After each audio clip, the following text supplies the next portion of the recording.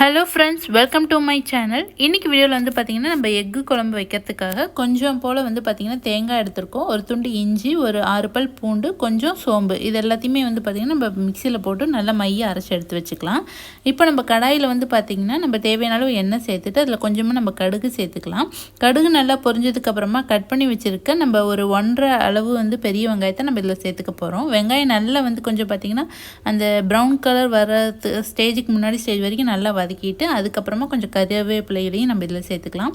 சேர்த்துட்டு ஒரு தக்காளி பழத்தை வந்து கட் பண்ணி இந்த மாதிரி சேர்த்துக்கலாம். தக்காளி பழம் நல்லா வதங்கினதுக்கப்புறமா நம்ம வந்து மற்ற பொருள்லாம் சேர்க்க போகிறோம். பாருங்கள், தக்காளி பழம் வந்து நல்லா வதங்கியிருக்கு. இப்போ வந்து கொஞ்சமாக மஞ்சள்தூள் சேர்த்துக்கலாம். காரத்துக்கு தேவையான அளவு மிளகாய் தூள் சேர்த்துக்கலாம். கொஞ்சமாக வந்து பார்த்திங்கன்னா ஒரு 2 டேபிள் ஸ்பூன் போல் நம்ம கொத்தமல்லி தூள் சேர்த்துக்கலாம். இப்போ இது எல்லாத்தையுமே நம்ம நல்லா ஒன்றா மிக்ஸ் பண்ணி விட்டதுக்கப்புறமா இதில் நம்ம கொஞ்சமாக தண்ணி சேர்த்துட்டு நம்ம இதை அப்படியே கொஞ்சம் நேரம் மூடி வைக்க போகிறோம். அந்த மசாலாலாம் ஒன்றா நல்லா மிக்ஸ் ஆகி வரணும். நம்ம வந்து பார்த்திங்கன்னா தேவையான அளவு உப்பும் சேர்த்துக்கோங்க. சேர்த்துட்டு எல்லாத்தையும் ஒன்றா மிக்ஸ் பண்ணி விட்டுட்டு இது எல்லாத்தையும் நம்ம அப்படியே கொஞ்சம் நேரம் மூடி வச்சிடலாம். மூடி வச்சதுக்கப்புறம் தக்காளி நல்லா வதங்கினதுக்கப்புறமா நம்ம இந்த அரைச்சி வச்சுருக்க இந்த தேங்காய் விழுதை நம்ம இது கூட சேர்க்க போகிறோம். தேவையான அளவு தண்ணி சேர்த்து எல்லாத்தையும் ஒன்றா நல்லா மிக்ஸ் பண்ணி விட்டுக்கலாம். மிக்ஸ் பண்ணி விட்டுட்டு உப்பு எல்லாம் கரெக்டாக இருக்கா நம்ம செக் பண்ணிவிட்டு இதை அப்படியே நம்ம மூடி வைக்க போகிறோம்.